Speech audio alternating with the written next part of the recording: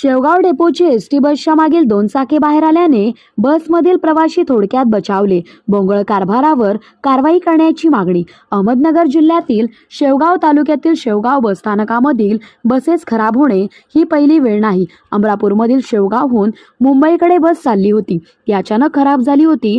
त्यावेळेस एक शेवगाव डेपो अधिकारी तेथे होता, पण कुठलीही कारवाई केली नाही. यावेळेस बसच्या पाठीमागील 2 चाके बाहेर आल्याने बसमधील प्रवासी थोडक्यात बचावले आहे. आगाराच्या अहमदनगरहून बिरीमार्ग शेवगावकडे येणाऱ्या एसटी बसची पाठीमागील 2 चाके अचानक बाहेर आल्याने बसमधील प्रवासी थोडक्यात बचावले.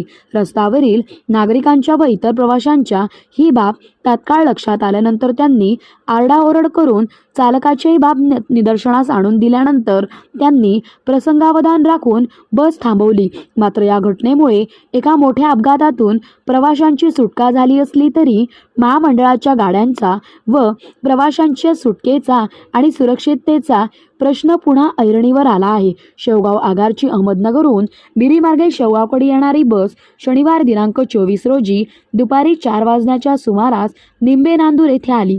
तेथील प्रवासी उतरवल्यानंतर ही बस भरधाव ढोरजळ गावकडे येत असताना चालकांच्या बाजूच्या मागील दोन्ही चाके अचानक बाहेर आली.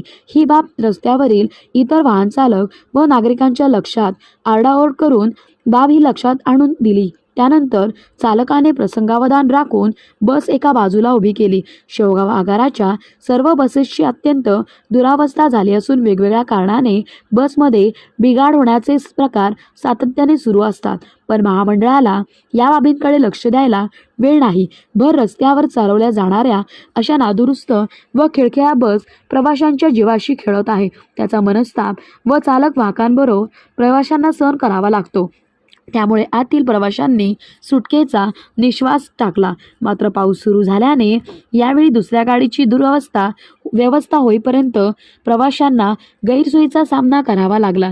रात्री उशिरापर्यंत आगारातील कर्मचारी बसच्या दुरुस्तीचे काम करत होते. तेच खबर महाराष्ट्र न्यूज उपसंपादक अंतोन श्यामसुंदर गायकवाड.